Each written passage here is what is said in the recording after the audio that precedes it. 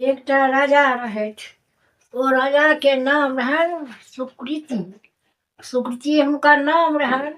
ओ बड़ा प्रतापी राजा रहथि। बहुत ओ पूजा पाठ खूब भक्त ओकर रहथि। लेकिन हुनका संतान नहीं रहनि। बहुत ओ भगवान सबके ब्रह्मा विष्णु महेश सबके तपस्या कतेक दिन जहन केलनि तखन भगवान प्रसन्न भेलखिन तऽ कहलखिन जे अहाँके पुत्र नहीं लिखल अइ, एकटा अहाँके पुत्री हैत। ओ अहाँके एकटा पुत्री हैत। तखन ओ हुनका से एकटा सब देवता सब पुत्री देलखिन। सावित्री हुनका पुत्री भेलखिन। ओ सावित्री बहुत सुंदर, बहुत शील स्वभाव हुनकर सुंदर। तऽ सावित्री हुनका एकटा पुत्री भेलखिन। ओ सावित्री तते शील स्वभाव सुंदर, तेहने सुंदरता रहथिन आ तेहने पतिव्रता रहथिन। लेकिन सावित्री से सबटा बात हुनका स्मरण रहनि सावित्री के। ओ सावित्री सबटा बात बुझथिन।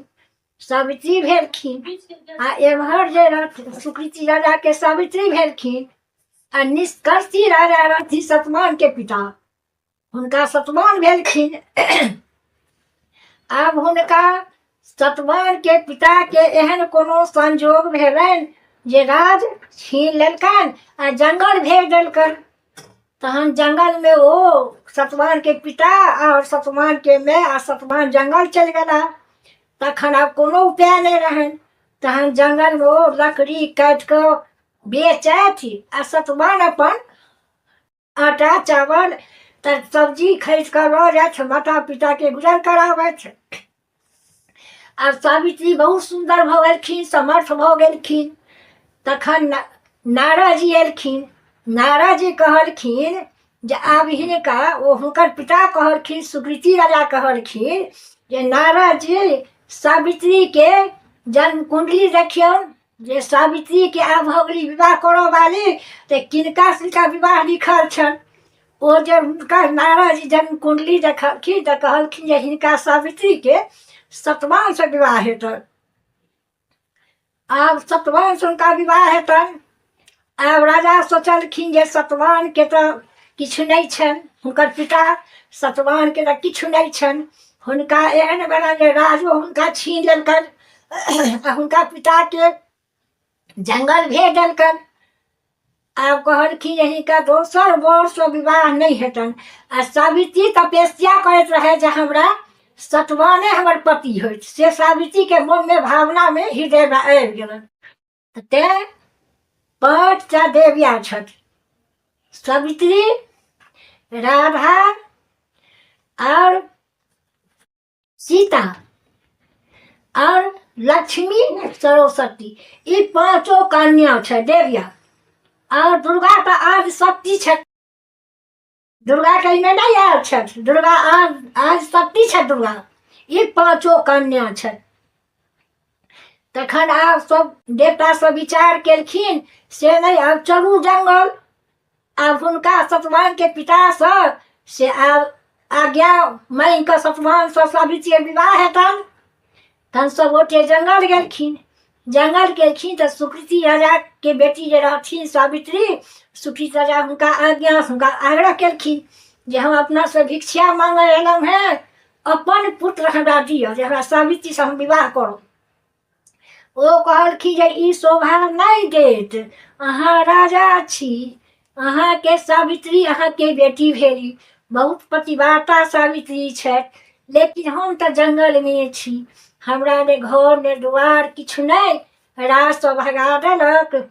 सतमान लकड़ी काटि कऽ आनै छथि आ लकड़ी बेचै छथि। तखन ओ चावल आटा सब्जी खरीद कऽ लबै छथि आ हमरा दुनू आदमी के अपन 3 आदमी गुजर करै छी।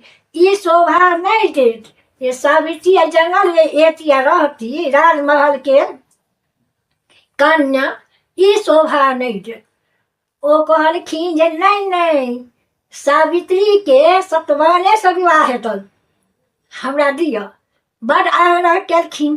तखन हुनकर पिता मस्त कऽ देलखिन। तहन सावित्री के सतवान से विवाह भेलनि। छै तऽ बहुत कथा, ओते हम नहीं कहि सकै छी, संक्षेप में हम सुना रहल छी। देलखिन। त सतवान के सावित्री के विवाह भ गेलन। तो सावित्री 6 मास आब आ 6 मास पाछ जलैत रहथिन जे की सतवान के वृतांत छनि से हुनका सबटा हृदय में रहनि आ हुनका भावना रहनि जे हमरा सतवाने हमर पति होत।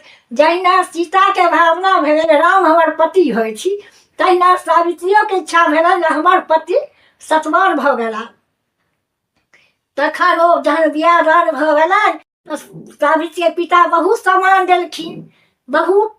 सावित्री जहन एली पहिल को जंगल में तो सबटा आभूषण उतारि कऽ अपना पिता के दऽ देलखिन जे पिता यह अपना घर न जाउ, हमरा ई शोभा जंगल में नहीं देत। जंगल में सास ससुर के सेवा करबनि, सतवान के सेवा करबनि। सतवान लकड़ी काटि कऽ अनता, तखन ओ लकड़ी बेच कऽ चावल आटा सब्जी अनता तो गुजर करब, ई शोभा नहीं देत अहाँ लग। सबटा आभूषण उतारि कऽ आर सावित्री अपना पिता के लौटा देलखिन। जंगल में रह लगली। आब ओ सतवान चलि जाथिन लकड़ी काटऽ ले। सावित्री सास ससुर के बहुत सेवा करे छै, बहुत सेवा कका कहथिन सास जे की जे कहथुन अपना बेटा के जे हमरा जंगल देखा देता, हमहूँ जंगल जायब। तो सावित्री के ई कामना रहनि जे सतवान के जे सर्फ डैस लेतनि तो खत्म भ जेता। ई बात बाजत नहीं। आब आबि गेल बरसाइत पाबनि। तो सावित्री पहिने से ओ 5 दिन पहिने से व्रत करऽ लगली सावित्री। तेँ छै जे एखनो आइ काल्हि में मिथिला में जे केओ बरसाइत पाबनि पूजै छथि तऽ बहुत लोग व्रत करैए। जे भऽ गेल दुनू साँझ व्रत केलक, प्रात भेने अपन ओरियान छै ब्राह्मण भोजन करा कऽ पारना केलक। जकरा नहीं सामर्थ्य छै तऽ ओहिना अपन पारना कऽ लेलक। एखनो मिथिला में व्यवहार छै, बहुत लोग करै छै। तऽ बहुत ई करै छै जे जल ढारि कऽ आयल अनून खेलक आ बहुत फलाहार करैए, बहुत निराहार व्रत करैए। ई मिथिला के व्यवहार छै। तखन ओ सावित्री बुझि गेलखिन जे आब हमरा पति के समय लगिया गेल।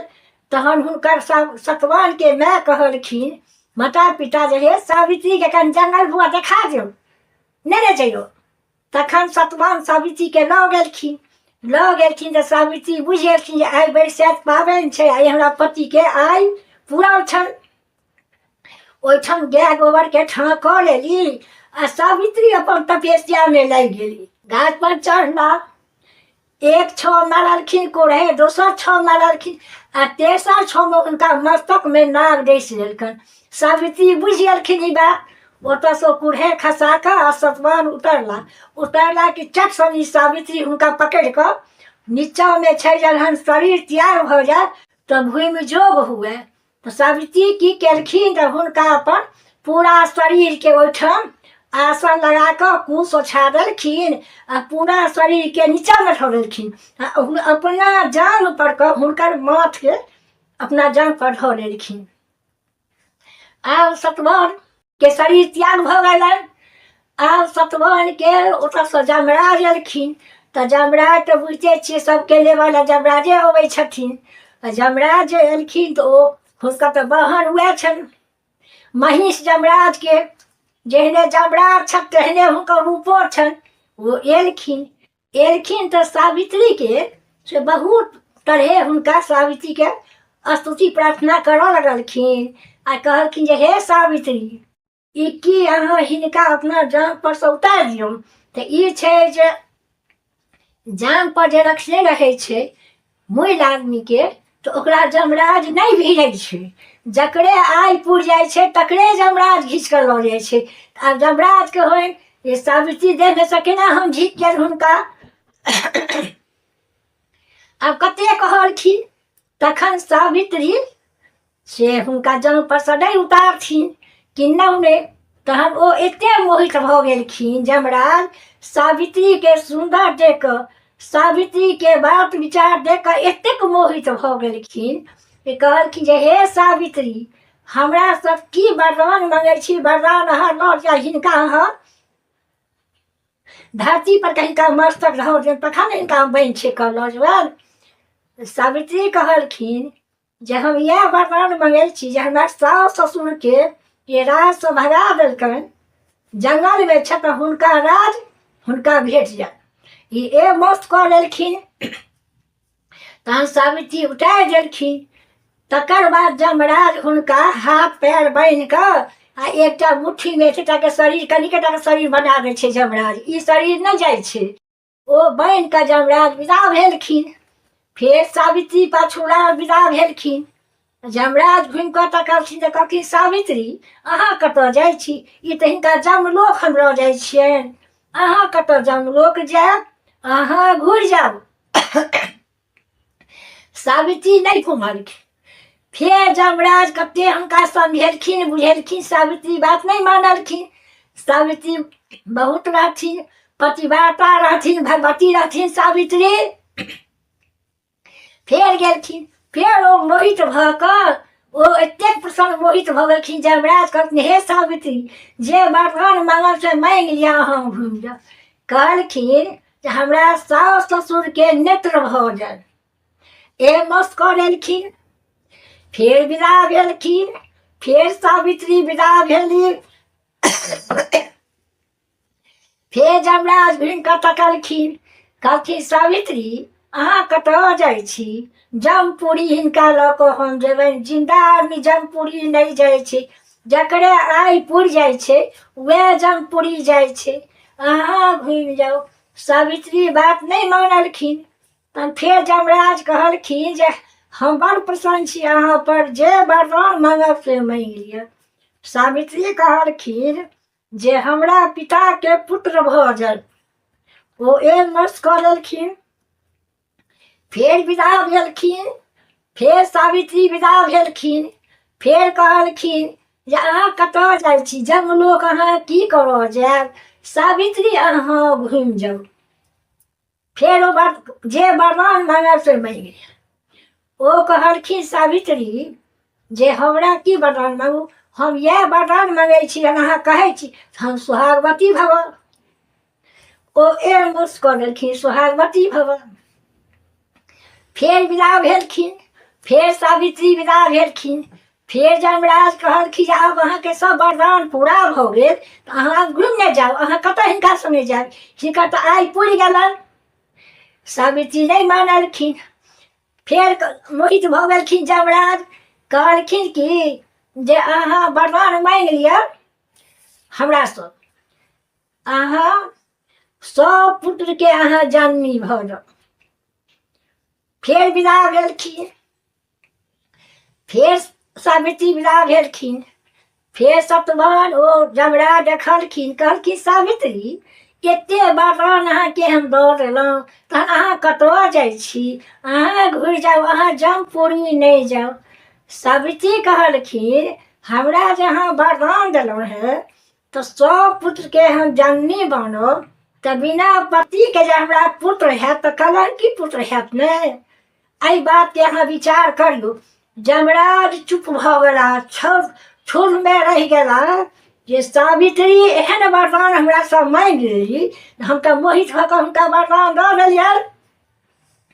तखन सावित्री के सतवानके लऽ कऽ देलखिन हैं। आ सतवान अपन ओतऽसँ सावित्री सतवान जंगल एली है। जमराज कहलखिन जे सावित्री जीतली, हम हारि गेलहुँ। ओ तऽ भगवती रहथिन, सती रहथिन सावित्री। ओतऽसँ जमराज अपन जमलोक गेला आ ओतऽसँ लऽ कऽ सावित्री एली है जंगलमे तऽ देखलनि है साउस ससुरके राज भऽ गेलनि, नेत्र भऽ गेलनि, पिताके पुत्र भऽ गेलनि, सतवानके सुन्दर शरीर भऽ गेलनि। सावित्रीके साउस कहलखिन जे एतेक देरी किया लागल, कतऽ चलि गेलहुँ? तखन सावित्री पूरा अपन वृत्तांत साउस ससुरके सुना देलखिन। हुनकर पिता सुनलखिन, हुनका पितोके बहुत मोन आनन्द भऽ गेलनि। तहन सावित्री अपन राजपाट पर गेली। तऽ सावित्री तऽ आइ तऽ कथा बहुत, लेकिन हम संक्षेपमे सुना रहल छी। ओते कथा जे हम कहब तऽ नहीं पार लागत हमरा, हम संक्षेपमे सुना देलहुँ हैं। जे बैसाइते कथा होइ छै तऽ ब्राह्मणक कथा अइ पहिने, आ सब कहै छै, आ ओकर बाद इहो कथा, दुनू कथा हम बैसाइतमे कहै छी, सुनि ले जाउ।